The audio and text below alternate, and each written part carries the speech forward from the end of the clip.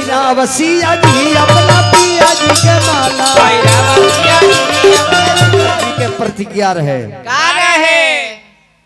कि जे शिव जी के धनुष के खंडित क दी ओकरा संगे अपना बेटी के हम शादी करे। आखिर राजा जनक ऐसा परण काहे कहले कोनो पागल तो रहले ना जब राजा रहले त राजा के बेटी के शादी राजा के बेटा से होके के जाई लेकिन राजा परण काहे कहले राजा परण ना कहले। राजा एगो समाज में मैसेज देले कि हर पिता का अधिकार होगा अपने पुत्री और पुत्र पर निर्णय लेवे के। सीता भी विरोध ना कली जे पिताजी हमारे सन परण काहे करता नहीं का जाने कवन तुरी कवन ना कोई आन्हर लगन भेभर तुर देव।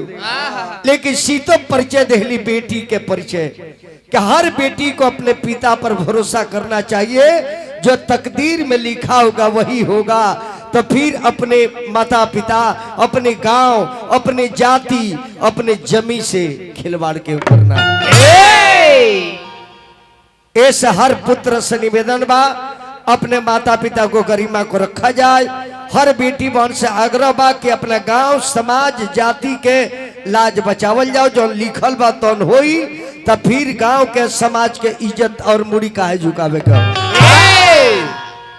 इस सीता जी को परिचय देली न तो राजा जनक इतना जानकार रहे जानता रहे। राजा जनक कितना जानकार रहले उ जानत रहे कि धनुषा के तुरी लेकिन समाज में देखो लेकिन ना हम परण करे हमार बेटी हमार खिलाफ ना जाई। राजा जनक के परण के कारण रहे का राजा जनक जी के नगर में शिव के धनुष रखा रहे और धनुष आइल कहाँ से राजा जनक जी के खानदान में को राजा देवरात रहे। देवरात उ दिनों रात शिव जी के तपस्या कैले पूजा कैले भगवान भोलेनाथ प्रकट बनी कि राजन वर मांगो कहले कि महादेव इहे वरदान हमरा के दे दी कि भगवान के दर्शन हो जाओ। तो शिव जी धनुषा उठा के कहने के ले जा राजा ई धनुष प्रतिदिन पूजा करी हो एक दिन समय आई दर्शन तो दर्शन हो चारों भाई के अवतार हो तारा घरे आई है कुछ पई है आ गारी सुनी है तब जई है। राजे देवरात को लिखी भगवान जब हम रही है तो गारी कहे सुनिए उ बतिये छिपा ले कि गारी कहे सुनिए उ बता दे कि गारी हुई कब तारा ये बिया हुई लेकिन ना कहले जे बिया हुई कहले कि गारी सुनी है देखल तो देखल गोरियबा तब जई है। अब जान ली कि सीता एक दिन के बात हो राजा देवरात जब मर गए पूजा करते करते तो राजा जनक जी लगले पूजा पाठ करे। एक दिन राजा जनक जी का काशी जी में जाए के रहे तो कहले कि रानी सुनैना हम काशी जी में जाता नहीं तू प्रत्येक दिन के भांति शिव के धनुषा के भोग लगा के पूजा कर दी हो तले हम जाता नहीं। राजा कोई के चल गए बाबू साहब तले ने रानी सुनैना बेटी सीता से कहली कि बेटी तार पिताजी चल गए बानी काशी में ना होकर तो तू ही बेटी जाके रोज पूजा कर दी हो। अब 6 बरिस के लड़की बिया अब जाके धनुषा के दे के लड़की चकित बिया है कारण जी बनल कि राजा के प्रण करे के पड़ गल कि 6 साल के बेटी ऐसा कमाल कैलत जब पूजा करे जाता रही सीता तो देखत का बाड़ी देखत का बाड़ी रीड बढ़ाओ कि चारू रे चौखंडावा बारा जाके पोखरावा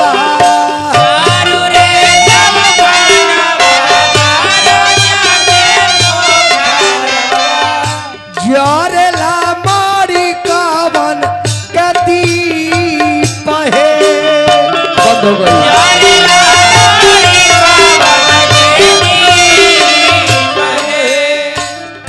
ताही रे पोखरावा में बेटी होशिया जान की बेटी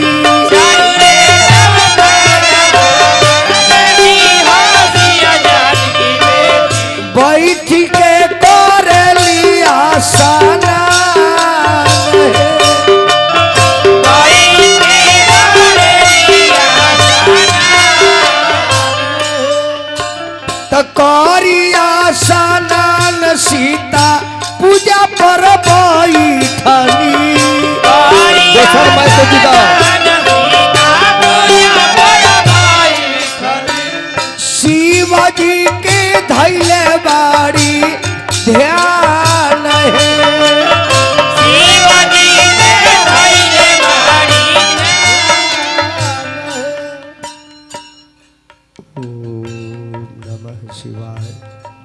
ओम नमः शिवाय ओम नमः शिवाय कह के सीता जी पूजा कर तारी और देखर तारी की जहाँ धनुष रखल बा ओ जी जंगल झड़ जामल बा कहतर की जाना धनुष के हमारे पिताजी इतना मान सम्मान करी ले वो धनुष के लेके जंगल तो 6 वर्ष का लड़की के हिम्मत देखी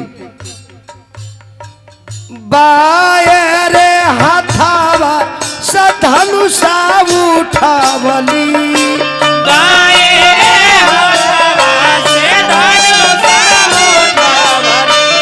दाएं हाथी करेली सफाई है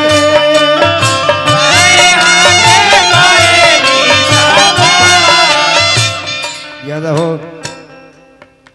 पूजा करो तारी साफ सुथरा करके फिर रख दे तारी यह रोज के दिनचर्या हो गल कि रोज जात आ जगहिया के धो पोछ के धनुषवा रख के पूजा करो यही के अंतराल में राजा जनक जी आ जाता रहे काशी जी से कल की रानी सुनाई ना कल के हाँ महाराज अरे बेटी कहाँ बिया बेटी तो धनुष के पूजा करे गई बड़ी कल कहा 6 वर्ष का लड़की के तू धनुष के पूजा करे के कहलू कल के महाराज रोज तो उहे जाली तो जाने मेरा राजा जनक पहुंचा तारे धनुष के लगे तो देखा तारे बेटी बाएं हाथ लेके खड़ा बिया आ दाहिने हाथ साफ करतिया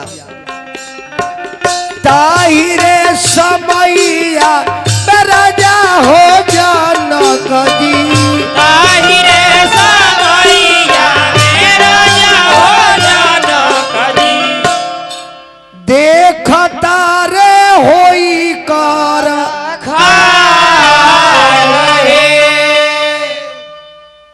वाह बेटी सीता वाह बेटी ना तू तो भगवान के अवतार ले ले बड़ी जावना धनुष के बड़े बड़े योद्धा ना उठौले वो बेटी धनुष के ते खिलौना खड़ी लेके खिलो तारी तब बेटी से बरदूना राजा कहले कि जब 6 वर्ष के उम्र में ते उठौले बड़े तब दुल्हा बनी के ये धनुष के उठा के तोड़ दी से राजा के प्रतिज्ञा हो गई कि जे भी शिवा के अरे धनु ही आके तुरी हन तब करे से करब विवाह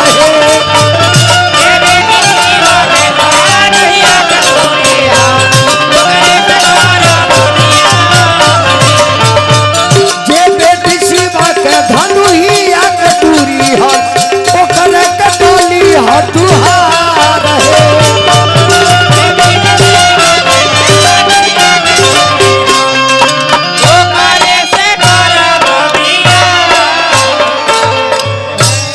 राजा के प्रतिज्ञा हो गई कि जय वीर शिव का धनुष का तोड़ दी उनका संग बेटी जानकी के बियाह करो देश विदेश के राजा लोग के चिट्ठी गई न्योता गई रावण भी न्योता पर आ गई बाणासुर 1000 महले के पहुंच गई अब विश्वामित्र बाबा राम लक्ष्मण के लेके आ गई ए जी कनिया जे जो लिखल बा तन होला राजा जनक अयोध्यापति नरेश राजा दशरथ की पाती ना भेजले काहे कि वो तो रोजे रहले रावण के चल गई तो राम के बाप के पाती कहे न गई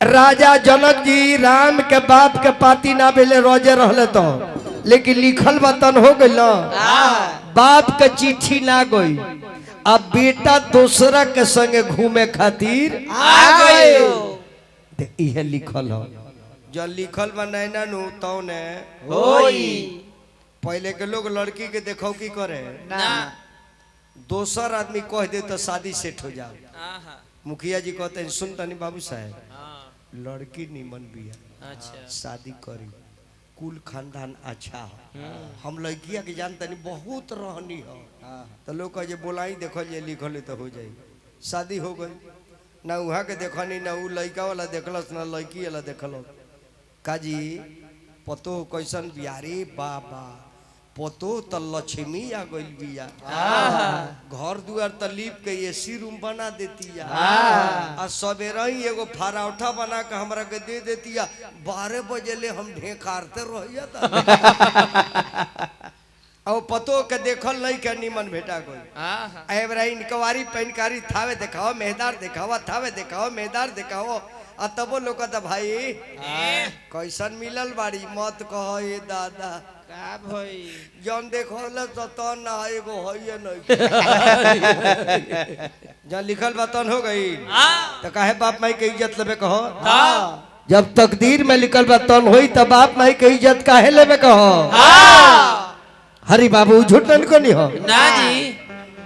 अब राजा जनक जी के प्रतिज्ञा सुन के देश विदेश के लोग आई रावण भी पहुंचले बाणासुर पहुंचले बाबा विश्वामित्र जी राम लक्ष्मण के लेके कहाँ आराम करतनी जाना में सीता के कमरा बा राजा जनक जी कहले कि बेटी सीता मुनि जी के आई दुनु चेला लोग के तू अपना लग कमरा में अपना रूम में विश्राम करे के जगह दो कहले कि पिताजी हम कहाँ आराम करे बेटी तू हमरा ला कमरा में चल चलो राजा जनक जाना तरे कि कैमरा में जाना जे जाना में जानकी रहलू में राम जी जा तरे कहे कि सीता के दुल्हा इहे बने वाला बाड़े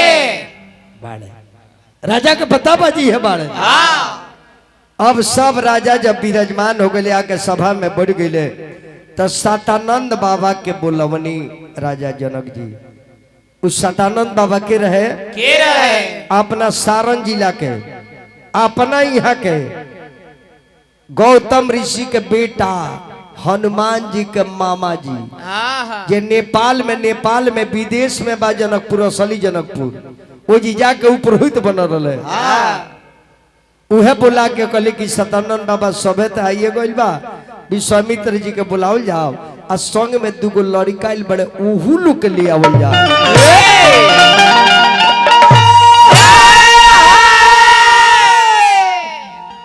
दोसर को बेसवा पे बोले दोनों हेल अरे रौरा के जी अरे रौरा के चली राजा जी बोलौनी ए बाबा रौरा के अरे रौरा के चली राजा जी बोलौनी संगमा में लेला चली दुनुई संगमा में लेला चली दुनुई धन भाग बाटे अरे रौरा पौरा के चली राजा जी बोलौनी है अरे रौरा के बाबा रौरा के चली राजा जी बोलौनी है जब राम जी पहुंचा तनी सभा में आगे आगे विश्वामित्र पीछे राम ओकरा पीछे लखन लाल जाके सबसे ऊंचा मंच पर बैठा तानी तब राजा जनक की बंदी सकली की बंदी घोषणा करो मेरा प्रण क्या है घोषणा करो बंदी कस की देश विदेश के लोग आप लोग जानते हैं जो शिव का धनुष को खंडित करेगा उसी के साथ महाराज की लड़की की शादी कर दिया जाएगा। अतना बात जब रावण सुना कहलस की राजा जनक पगलाइल बड़ा पगलाइल बड़ा हम शिव के भक्त हई 10 गर्दन काट के चढ़ा दिले आ तू शिव का धनुष के तुए खाती हे टिकरा भुअरा के बोलल बड़ा वही में पेटू आ गइल बा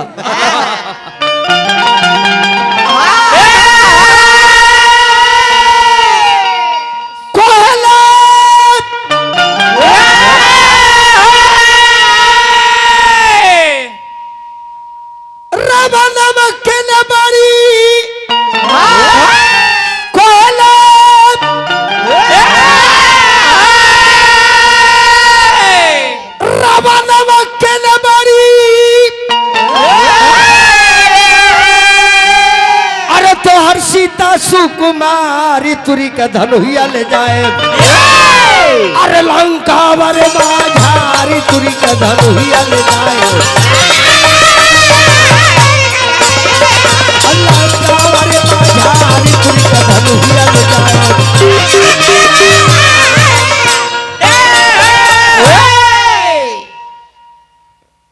रावण जब धनुष के तरफ चले लगल तो कातना राजा आपस में बतियाव लगले कि भाई घरे चलो काहे हरी ए घरे चलो काहे तो का करबे जी आलू पर माटी चढ़े भाई देखो तेरा लंका से कौन आइल बा कौन उ बूथवे पर ना जाई तो वोट केगा देबो हमने के मान के लोहा बा ना लेकिन रावण बड़ी विद्वान रहे महाराज रावण गल धनुषा के लगे त रावण बाण छुआ नहीं चापा चापा कलश की ना तुड़े अगर तुर देता तो राजा अपना बेटी से शादी करी है आ हम सीता से शादी करब ना काहे कि सीता जगत के माता जगत की जननी आद शक्ति जगदम्बा है यही लड़की के वजह से ए रावण के मुक्ति हो ख्याला बा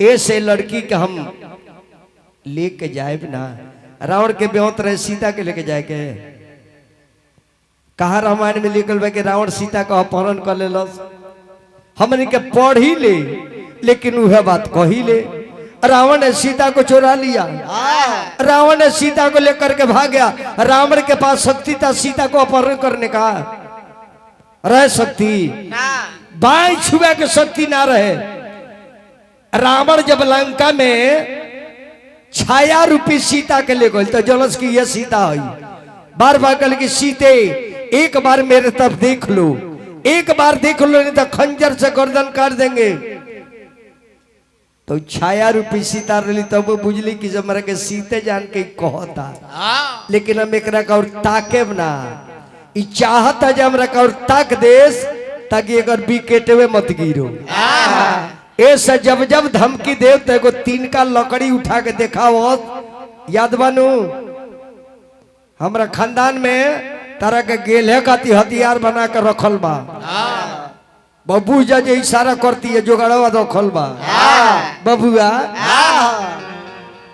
अब रावण सीता का अपहरण न कल कही रामायण में निकली कल के रावण सीता के चोरी को के लेकर रहे राम स्वयं कहनी सीता जे सीता अग्नि में प्रवेश करो छाया रूपी सीता को हम बाहर लेके जाए हम नरलीला करे के बा ओरिजिनल ना यही के बहाने रावण के वध कर देवे के बा त रावण बाण छुआ नहीं चापा कलश की ना तुड़े जाता नहीं लेकिन सीते धनुष तोड़ के नहीं लेकिन अवश्य एक दिन बेटी के रूप में बुला के लेके जाए रावण बड़ा सुचल गई तुलसी बाबा लिख देने की सब राजा हार जाता रहे जब रावण हार गई तो के जीते वाला बा तब बाबा लिखले बानी ए बबुआ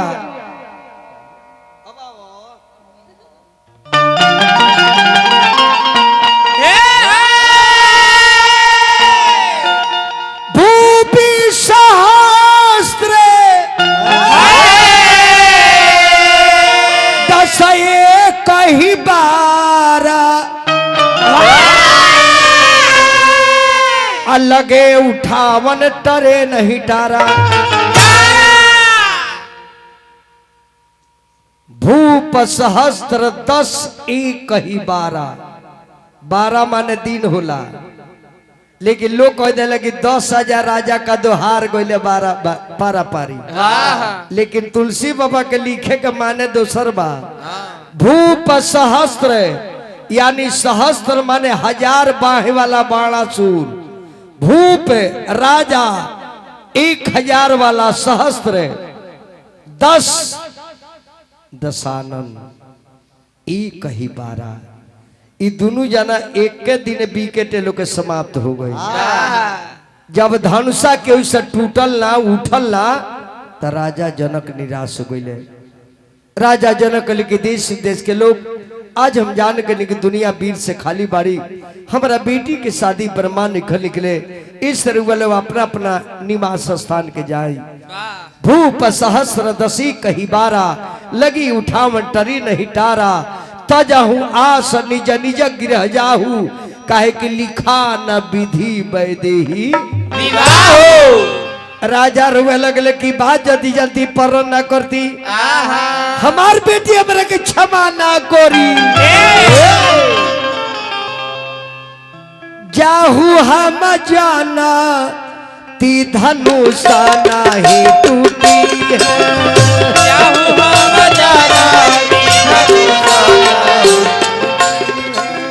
नहीं करती ऐसा न परान है,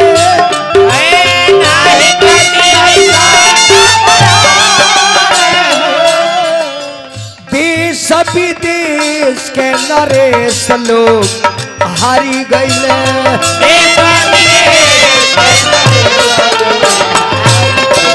सब लोग बैठल मारी मान है,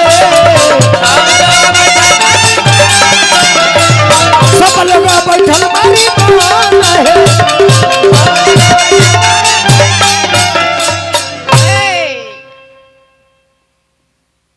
बाबू श्री विनोद कुमार सिंह जी फिर 100 रुपया दिलवानी।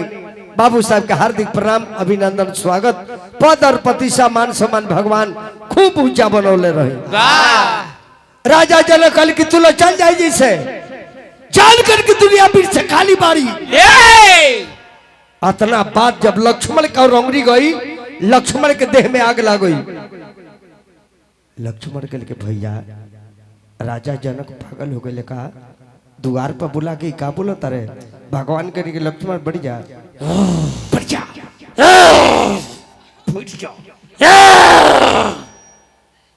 हम बोलले बनते तारा बम ये के कौन काम। लक्ष्मण कल के भैया राजा जनक दरवाजा पर बुला के बेइज्जत करता रहे। राजा जनक कल की जब जी से चल जालो, लक्ष्मण कल के भैया राजा जनक पागल हो गए बड़े। राजा जनक तुम्हें पता नहीं है, मैं छतरी हूं, छतरी, छतरी टूट सकता है परंतु झुक नहीं सकता है।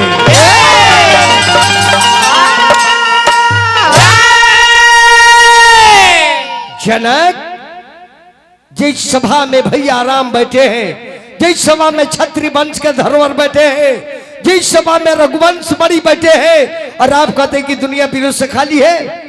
भैया राम के अनुशासन पाऊं तो धनुषा सहित ब्रह्मांड उठाऊं।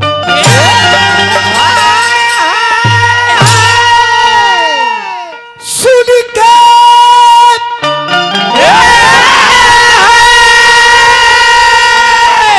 जोलक के बोली,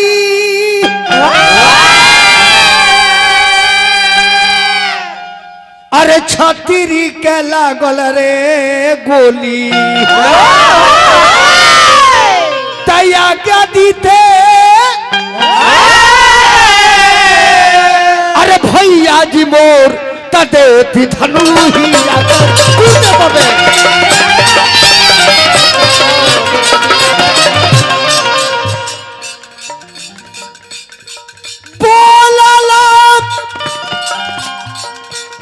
बोला राजा फिर नहीं बोली हाई का कहला।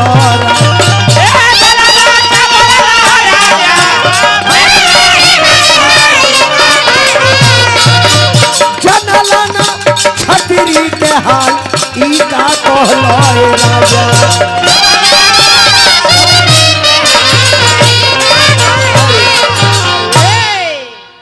विश्वामित्र जी डेरा गले कि लक्ष्मण हुआ शेष अवतार, और इनकरे माथा पे धरती माता के लोड बा। अगर क्रोधित हो के करवट ले लिए तो दुनिया पलट जाए। एक बेर धरती डोलता तो घर न छोड़ के भागता लो, आ कहीं फराउठा खानी उलाट देश, सब जना तावा के नीचे चल जाए। अब जान जाए कि विश्वामित्र बाबा कनी कि राम मामला गबड़ा जाई। लखन जी बहुत प्रेशर में बाड़े, भगवान के नी गुरुदेव तब आदेश का बात, हे राम, हे राघवेंद्र, हे अयोध्यापति नरेश के सुपुत्र, हे मर्यादा पुरुषोत्तम, हे नारायण, शिव के धनुष के तोड़ के राजा के प्रण के पूरा करो। भगवान कहने की जो आज्ञा गुरुदेव। जा राम। जानकी निराश हो गई बाड़ी। हो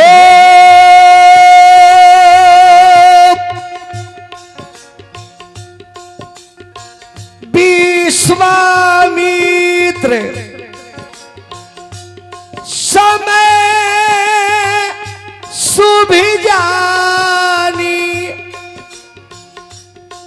विश्वामित्र समय शुभ जानी। हमारा शर्मा बाबू की हाँ इस समय ई दिन ई टाइम और भविष्य में हमने के नाम मिली।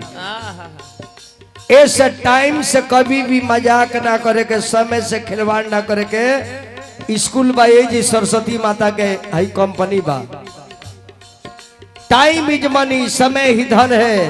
समय से इस्तेमाल करें और समय को जो ठुकरा देगा उस जीवन में सामने समय नहीं आएगा। समय ईश्वर का नाम हो।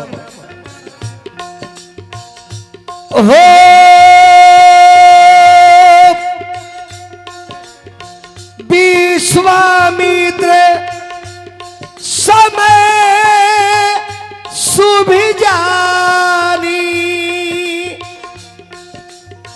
बोले अति स्नेह मैं बानी। हे राम उठहु रामी भंजाऊ भव चापा। मीतहु ताप जनक परितापा।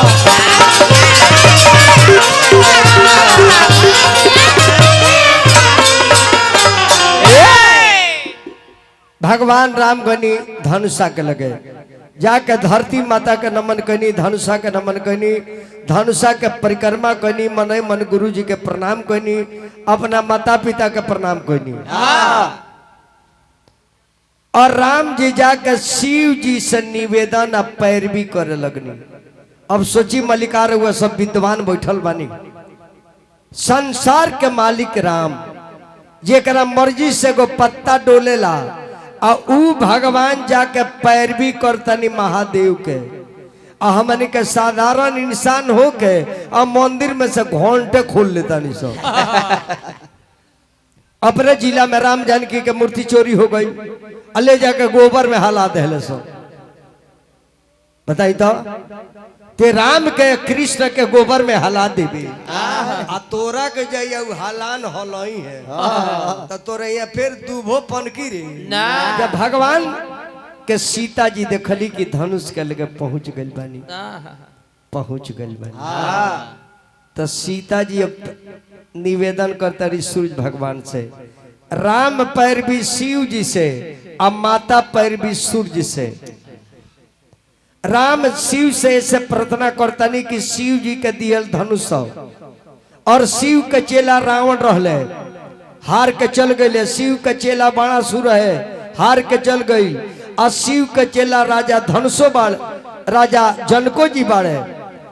और राम के इष्ट के नाम हम महादेव कहले कि महादेव अपना चेला पर दया करी। और सीता सूर्य भगवान से ऐसे निवेदन करता रही कि राम जी सूर्यवंशी हमें तब पैरवी करता रही कि हे सूर्य देव रौरे खानदान में राम के अवतार भइल बा, इस अपना खानदान के बालक के दया कइया। अब सीता जी राम जी के देखा तारी तो सूर्य भगवान से रो रो के अपन दुखवा कहे लगन। अरे उगाले अरे सूरज बाबा हो कही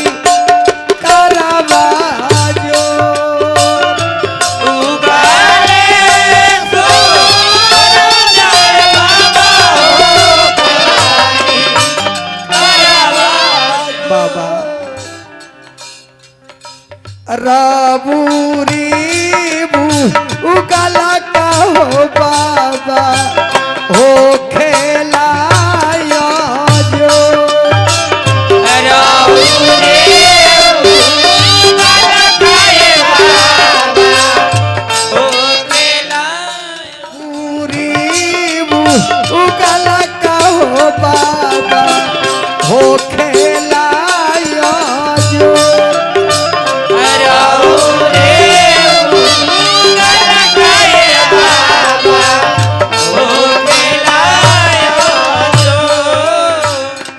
जनमे के दुखी आई बाबा हो माई बाप नामोर धरती से आई बने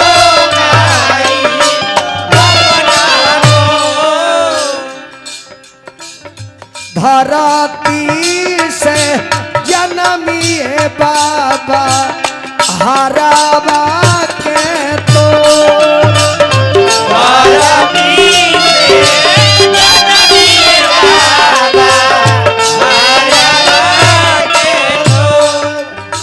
लाटा भी खा अराइए बाबा हो नैना गिरे लो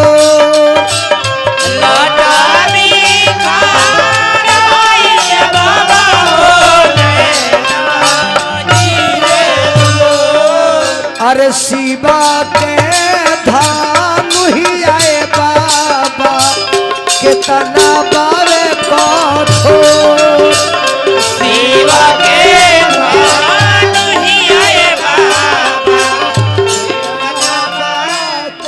ऐसन बलवा अरे दीते बाबा हो धनुहिया दीते तो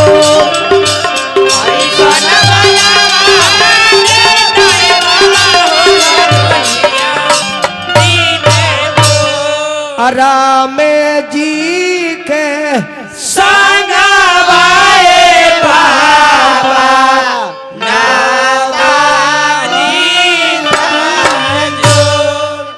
अब जान ली ना के धनुषा उठावल देखता आ ना के छुअल देखा जाए बिजली तड़केला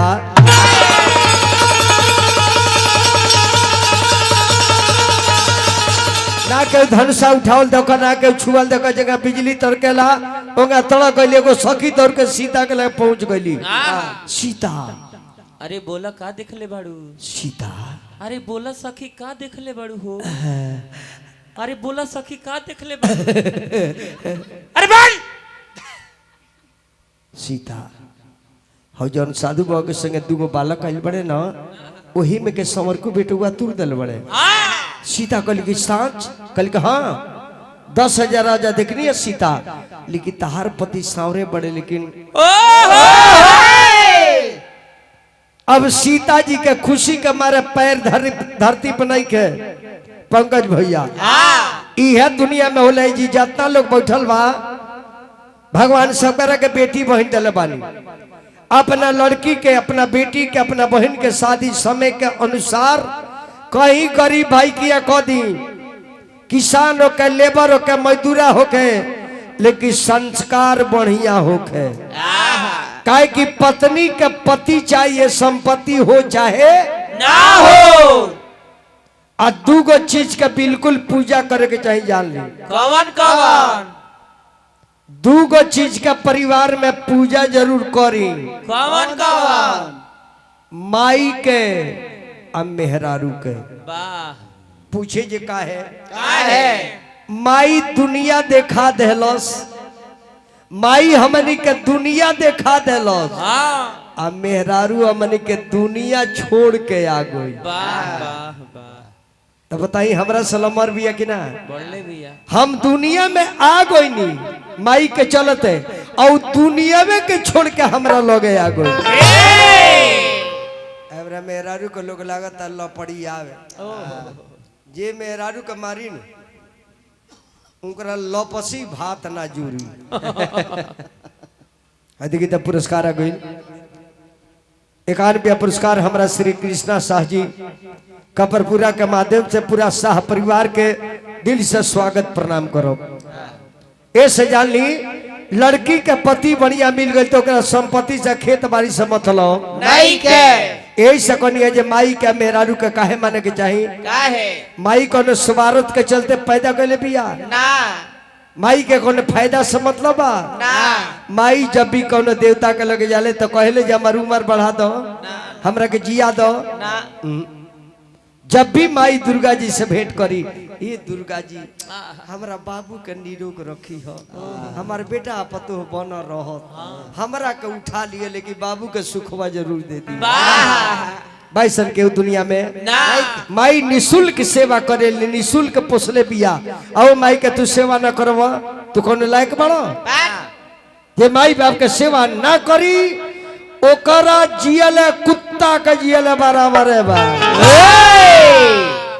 ओकरा बदला में को कुकुर खौरावा जी जाए तो ठीक बा। अब जान जाए कि सीता इतना खुश बड़ी के रुआ तारी बुझाते न कि जब कहाँ बानी कहाँ बानी।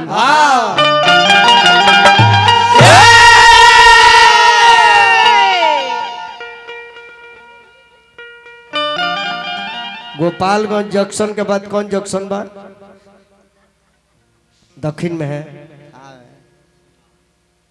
गोपालगंज के बाद कौन जंक्शन है? कौन जिला परी? सिवान। सिवान अमलोरियो जिले हो। अता के देखते नए नए मटियानी रो गइलो।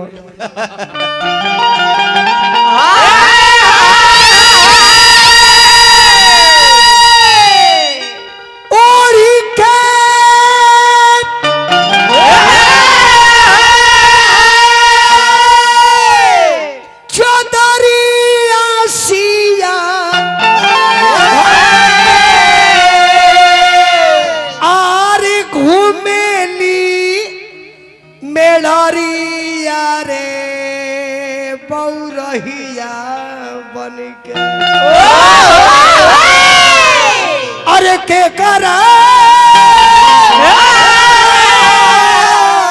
अरे गोले में डाली हार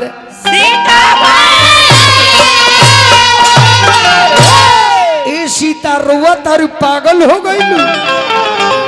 पहिरावसिया जी अपना पिया जी के और ना तू ही खड़ा हो जा। पहिरावसिया जी अपना पिया जी के माला। तू सीता बन जा, यहाँ का राम बन जाए। पहिरावसिया जी लाल पियर धर जे लगन जागो धरा जी। एजी राउर का हो? कहाँ पे आए हैं आप? बोलिए। यहाँ आपके कौन है? घर कहाँ है आपका? नया गांव। यहाँ क्या है? घर का पूजा है।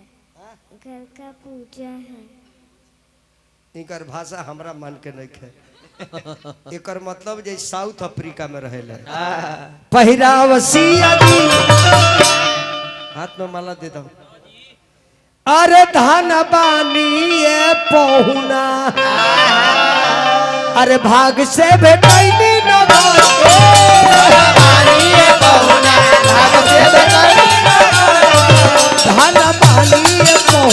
भाग से भेटैली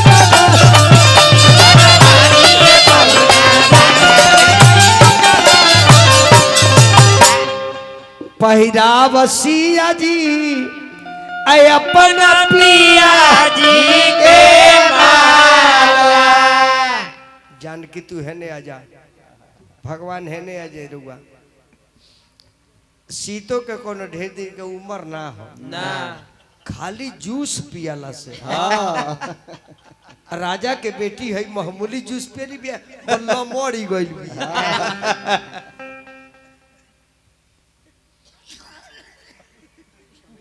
कन्हैया सिंह बाबू 21 रुपया हमरा के ना 51 रुपया और नैना जी के भी 51 रुपया दिल बनी। हार्दिक अभिनंदन बा। राजा के बेटिया फल मूल खोले बिया। हाँ भाई। सेव संतरा खोले बिया। मामूली ऊख का जूस पी ले बिया। पहिरावसिया जी अपना पिया जी के माला गाला में माला डाली तोरा पर नमवा आजुआ से हो गई नी तोहरो सजनवा अरे पहिरावसिया जी हाँ आय अपन सैया जी के माला। आप डालिएगा इनको, आइए डालेगी आपको। डालिए, अरे वो लोग ताली बजाए।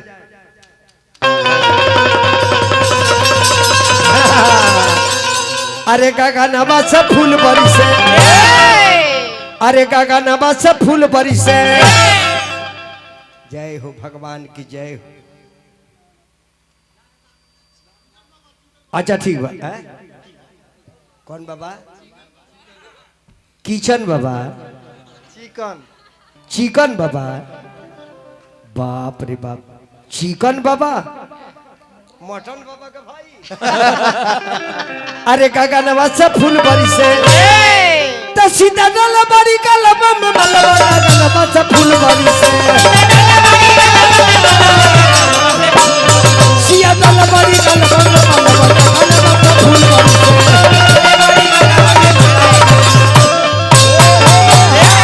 रामचंद्र की अयोध्यापति राम लाला की। एक बार सब में बोलो तनी दम से, जय श्री राम, जय श्री राम, जय श्री राम, जय श्री राम। रहे दे ना तो साउंड वाला का पैंट भीज गइल। मुझा हो जाबा ना। देखी उनको बड़का राजा के बेटी भइल बाड़ी। अरे कोमल एगो कोमल मुंह पाँव पर मास्क काहे को लगा ले। कोमल शरीर बा, अभी कोमल कोमल पाँव बा। तू जब कोण ही बाड़ो। दोनों आदमी के गोड़ लागे बस। सुनिए बाबू, आपके पैर पर हम गिरेंगे। आज जब पैर पर हम गिरेंगे तो अपना ये हाथ मेरे सर पे रखेंगे। यही नहीं सोचना है कि हम छतरी हैं या गिरी बाबा हैं। तब भगवान का के गिरी फिरी माने कुछ ना होला ना। सीता के आगे हाय कुकुर बिलार कुछ ना लो। उतार सखिया हो उतार सखिया, उतारा सखिया, उतार सखिया हो उतार सखिया। आजा रघुबर की आरती उतार,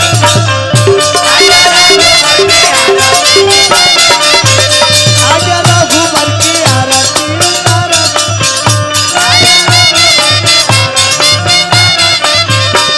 उतार सखिया हो उतार सखिया, आजा तुम जन के आरती उतार। आजा सिया जी के आरती उतारा सखिया, आजा सिया जी के आरती उतारा सखिया, आजा सिया जी के। मेरे भगवान खड़े हैं।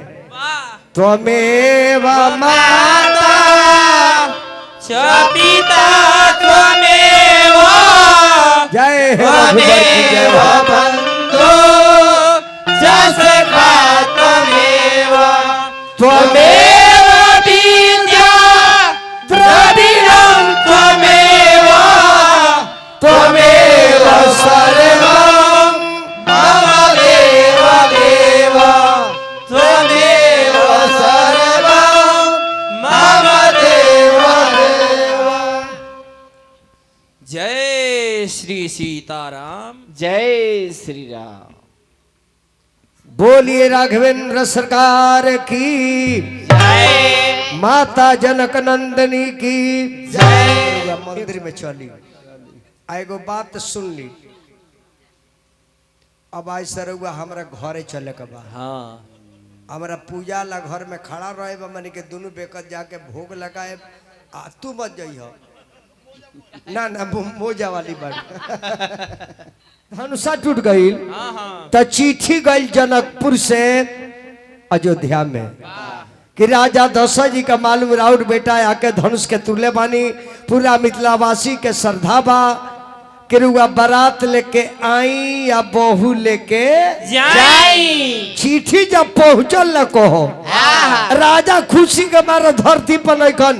बेटा भरत, शत्रुघ्न, तारा भाई के शादी के कार्ड आ गइल बा, बारात लेके चले के बा। सब कोई बारात में चली। अब तो राजा बारात साजे तरह बे लोगने के ता राजा दशरथ जी बारात सजल है। सजल या बारात आए जनक जी जाना तर की बारात हे दिन के आई हे तिथि के। और राजा चिट्ठी पढ़ा तारा बारात लेके छोलिए देता रहे।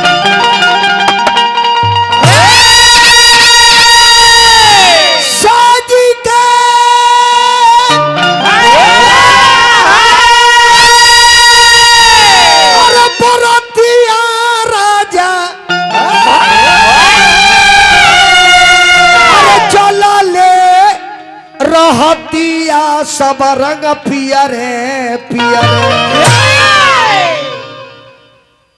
फिर हमरा जनाब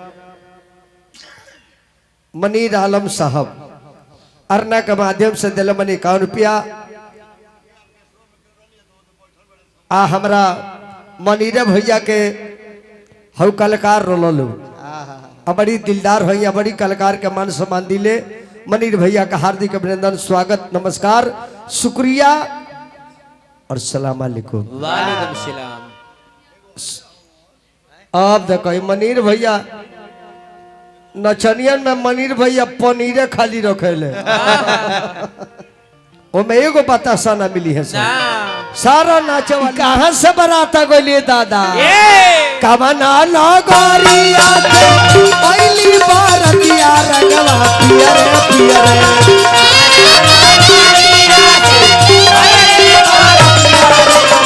ए कमना नगरिया भइले से सब रंग पियर है। कमना नगरिया से पहली बारतिया रंगवा पियर पियर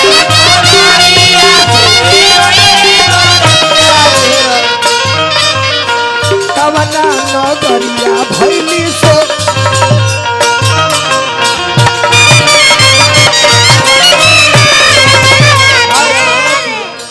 अवधान नगरिया से अइली बारतिया रंगवा पियर पियर अवधान नगरिया से अइली बारतिया ए जनक नगरिया भइली से सब रंग पियर पियर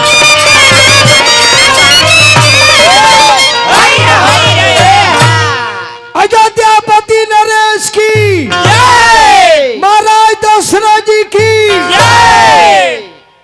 राजा जनक कहले कि बराता गइल का बे लगले के अब बारमा जी का टेंशन हो गइल कि आ ही दादा भगवान के शादी बिना लगन के अगर हो गइल तो दुनिया में तो लोग लगन के महत्व न जानिए दादा। तब वर्मा जी का बोलावल गई आ लगन पत्रिका खुद वर्मा जी बनवनी आ अब सोचतानी कि 4 भाई जब राम बाड़े तैने सीतो तो 4 बहन बाड़ी तो तनी देखल जाते गाना मना के स्थिति का बा तो क्या गाना मना बनल हे भगवान। फिर हमरा परम आदरणीय शर्मा बाबू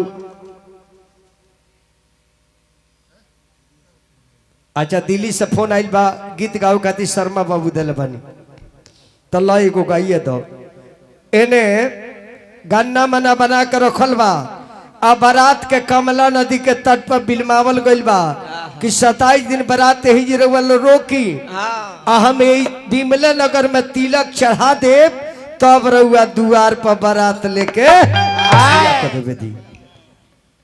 राम चारों भाई कैसे तिलक तो चढ़ल ना रहे आ तिलक माने कोनो लड्डू मिठाई या बर्तन या फर्नीचर ना होला तिलक माने चंदन होला यानी बराछा चढ़ेला ना बराछा चढ़ गई तो टिकट मिल गई पार्टी से ओकरा बाद नॉमिनेशन हो गई और तिलक चढ़ेला वो दी रिजल्ट निकल जाला यानी विजय घोषित ऐसे चंदन लगा के अभिनंदन कल जाला यही में सामान लोग ले आवेला जीतला के तोहफा में आ जाइए बारात जाला वो दिन का होला सरकार बनाओ खाती जाल जाई मंडप में जाल जाई वही दिन शपथ ग्रहण और सरकार के गठन हो जाए। वाह घरे ले आवल जाई तब केंगा रहे के बाद केंगा चले के बाद केंगा बाप माई के सेवा करे के बाद सरकार बन गई। वाह नया दुल्हन आ गई घर में तो होला का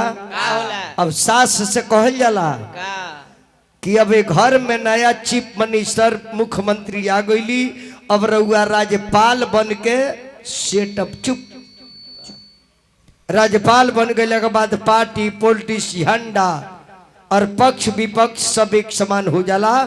यही से घर में पतो आ जाओ तो सास का राज्यपाल बन के राजमहल में बैठा रह जाए बेटा पतो जौन करता देखत रह जाए वाह न जी। हाँ जी त राम चारों भाई के बारात चलल आ के बारात लागल जनकपुर में राजा जनक जी के दुआरी पर। वाह ऐसा तिलक उलक हमने के चढ़वाई ले तो कुल चढ़वा जला जहाँ देखल जला वो लायक माहौल रहेला तब ब्यास लो ऐसे 2 रुपया खातिर कुल करावेला हाँ चाहे हम हो कि चाहे केहू होके हाँ। हमी ने की कहत के हम नहीं की तू ही बाड़ो सब ब्यास करावेले आ सबकर फर्ज भी बा बढ़ले बा सबकरा करे के भी चाही चाही बस 2 गो ब्यास ना करेले के आरा बक्सर वाह ऐसे ये लोग किया डायरेक्ट ठोला और डायरेक्ट तलाक दे के घरे बहुआ अब राम चारों भाई द्वार पर बैठल बने देखी नु जीवन में एगो कन्यादान अवश्य करे के चाहिए। चाही जब राम जी ऐनी दुल्हा बन के राजा जनक जी के द्वार पर तो समधि के काम का होला समधि के सेवा कइल ना त राजा जनक जी के पांव पखारे के चाही राजा दशरथ जी के त राजा दशरथ जी पांव पखार तरे राजा जनक जी के। वाह राजा जनक जी कनी के महाराज रुआ लड़का पार्टी हम लड़की पार्टी हम राउर चरण पखार तनी रउआ हमार काहे पखार तनी। आहा तो दशरथ जी रुए लगे कि महाराज आप कितने भाग्यशाली है जो दान करने जा रहे हैं और मैं कितना अभागा हूं कि दान लेने के लिए आ गए हैं। आप मेरा घर बसाने जा रहे हैं हम आपके घर उजाड़ने के लिए आए हैं। हर बेटी को बाप मिल सकता है महाराज लेकिन हर बाप को एक बेटी नहीं मिल सकती है। ये जान लो बेटी के बाप मिल जाई लेकिन हर बाप के एगो लड़किया ना मिली ना दत्त पाधुरी संत में इलाहाबाद में कुंभ में रहे हैं कुंभ में का को जल नहाई जला खैनी के दुकान कोइले रहले हो। गंगा माई के दर्शन ओ जी कुंभ में खनी बिकला है काहे ना कोइलो बोलुया करे तो मैं तार के धोके दबूर दल तो आइयो अब बारात जब दरवाजा पर लगल तेजी का होला दौर पूजा होला सबसे पहले लड़की एगो गीत गावली सब जब दुवरिया पर दुल्हावा जी आगे जाई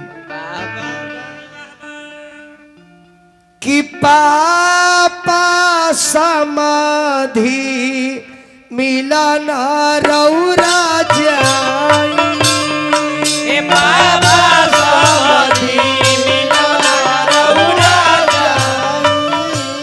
कन्यादान अब पानी ग्रहण ई लिखल बा लेकिन तिलक मटिकोर आ हरदी चाहल ई सब नहीं के लिखल लेकिन पानी ग्रहण और कन्यादान लिखल बा।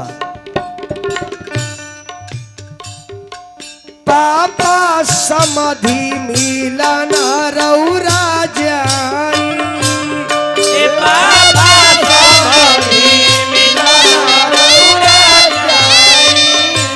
ए बेटी समाधि मिलन कैसे होला बेटी समाधि मिलन कैसे होला ए पापा हथावा में ले ली पियर धोतिया बाबा समाधि मेरी पियर धोतिया ए पापा समाधि मिलन ऐसे होला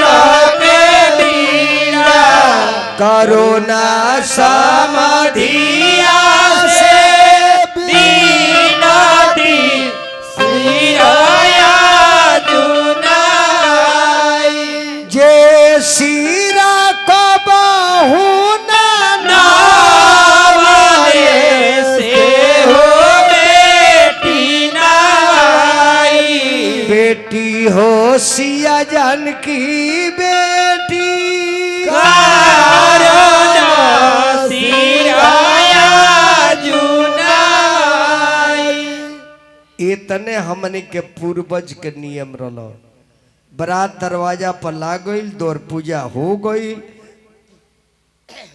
बरात जनमाशा में चल गई हजाम ठाकुर भैया धुरछक के पानी ले गईले और से लड़की के नहवा उनके कपड़ा लेके आइले इहे हमने के बाप दादा के कानून आ नियम रहे ए बरत बाप रे दौर पूजा होके जाए मत होके जय माला जय माला जय माला पहले रहे बरमाला अब हो गई जय माला वाह अब बरमाला होला मंडप में आ जयमाला होता परती खेत में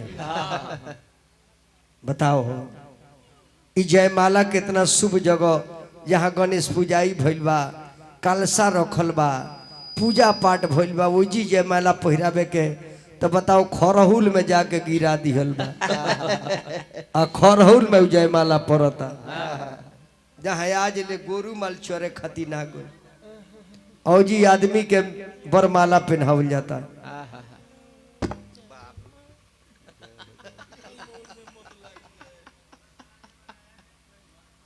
केहू के केहू कहे लग नहीं खे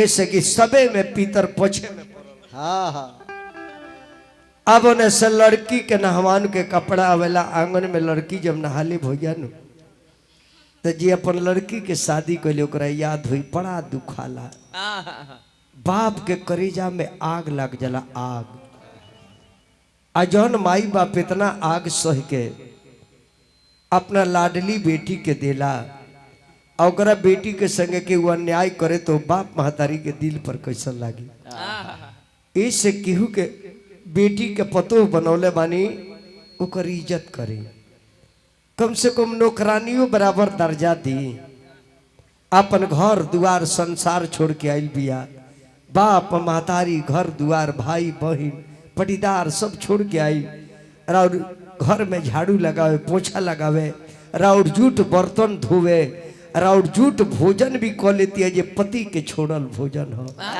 ये हमरा भगवान के भोजन कैल हो ई प्रसाद हम पाए और के भगवान कहते रहे अपने बाबूजी के लेके फोन कर बुलेट अगर नहीं दे देते ए महीना में तो उनका दिमाग में किक मार दे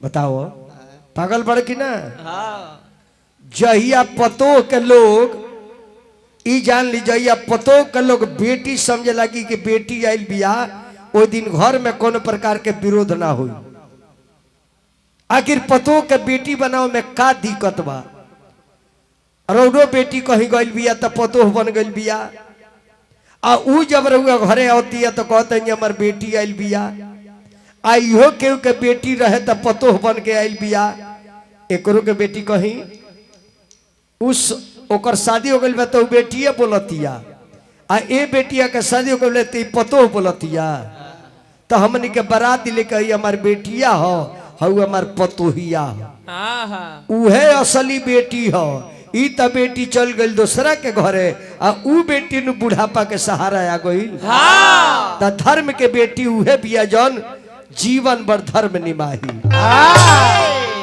लड़की के नहवान होला 1 मिनट खड़ी तू बड़ी आंगना में तोहरे नहवान करा दी ए जिल औरत एगो गीत गावली से सुने नो तब पूरा ही रोआ खड़ा हो जाला अरे जल्दी से ना हाला हो बेटी जल्दी छोड़ो घरिया अरे दुआरा पर ओइले हो बेटी तो हारी हो बारातिया। अरे नहीं खे उठते लोटावा होया नहीं थे उठत साबुनिया। अरे कैसे के न हई है होया तो हारी हो बाबुनिया। ये गौरी गीत हमार माई बहन लोग गावला रुअल सुन ले होके के करा कला बाबू बची पानी देला है के करा कलवा बटी पानी देला है। के करा धिया वाया जादी से नहाली है के करा दिया वाया जली से नहाई। जनक जी के कला बाबू बची पानी देला है जनक जी के कलवा बटी पानी देला है। सुनैना रानी के धिया वाया जादी से नहाली नारायण के दिया वाया। सरपंच साहब कालवा हमरा के गड़बड़ दे देनी रहुआ हाँ एकर मुड़बे हिले लागता साबुन भी तैयार है शैम्पू भी तैयार है। जल्दी से नहा लो बन्नी जाना ससुराल है। यही जी लड़की स्नान करेले ससुरार के वस्त्र धारण करेले और लड़की के स्टेप बाई स्टेप लोग दखली करेला पहले नहवान के कपड़ा भेजी लो कि राउ लड़की स्नान करो हमार कपड़ा पहनो और हमार कपड़ा पहन के हमार बनो हाँ पहले जमीन पर दखली करे ओकरा बाद हमार बेटा जाई गहना से सजाई और ओकरा बाद हमार दुल्हा बेटा जाइए तो रजिस्ट्री करई है झूठन को नहीं ऑपरेटर बबुआ अब दुल्हा के आंगन में बुलाओ जला दुल्हे आई आई रुआ जाई भासु जी चल कर मेरे राउट नंबर बा आई दुल्हा आ रहल बानी आईनी सुनैना के आंगनवा पहुनवा ये राधो पहले सुनैना के आंगनवा दुल्हा के पहले शादी हुई तो धोती पहराव के पड़ी वाह पैंट पर शादी ना होला हाँ बराछा जब चढ़ी तो धोतिए पर तिलक चढ़ी तो धोतिए पर बियाह हुई तो धोतिए पर काहे के बे पोछिटा मरले ई कुली होके बना करला ना। धोती पहराओ राम जी के चलो हजमोला जी वही पर लपेट द पैंट पर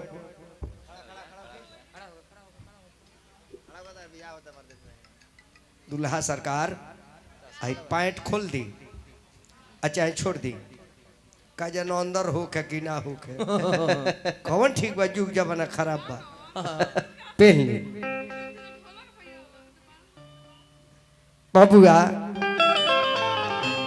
पियरा के लाले बाकी नारी है पियर पियर धोतिया के लाले बाकी नारी है। पियर पियर धोतिया के लाले बाकी नारी है पियर पियर धोतिया के लाले बाकी नारी है। प्रेमी ना रामचंद्र दुल्हा ओइनी ससुरारी है प्रेमी ना रामचंद्र दुल्हा मिलल ससुरारी है। प्रेमी ना लखन दुल्हा ओइनी ससुरारी है प्रेमी ना लखन दुल्हा मिलल ससुरारी। पढ़नी ना लिखनी चलवनी कुदारी है पढ़नी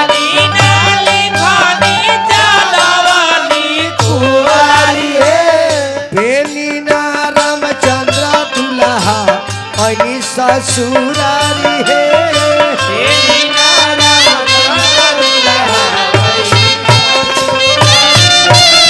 लीना रामचंद्र दुल्हा भैली ससुर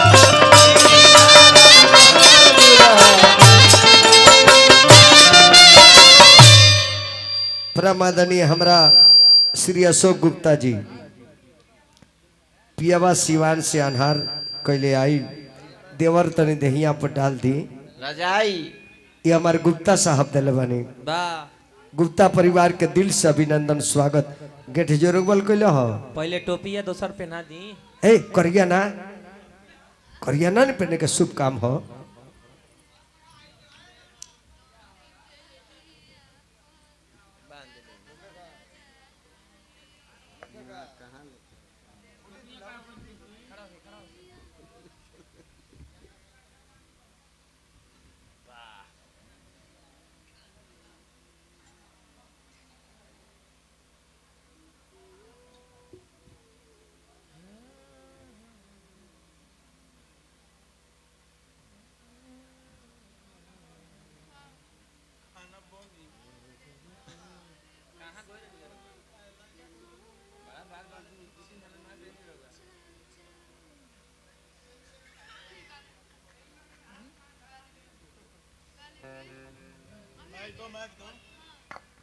दुल्हा का मम्मी शादी संपन्न हो जाई पतो है आई एगो रूम खाली करा दी हाँ आ घरे तो घर भोज बढ़ले बा 6 तारीख के भी सारा एरिया क्षेत्र के लोग भोजन करी एकरा पहले रुआ एगो भोज करा दो को बा हाँ पतो है आ रहल बिया नया घर बा नया सब घर खाली है बा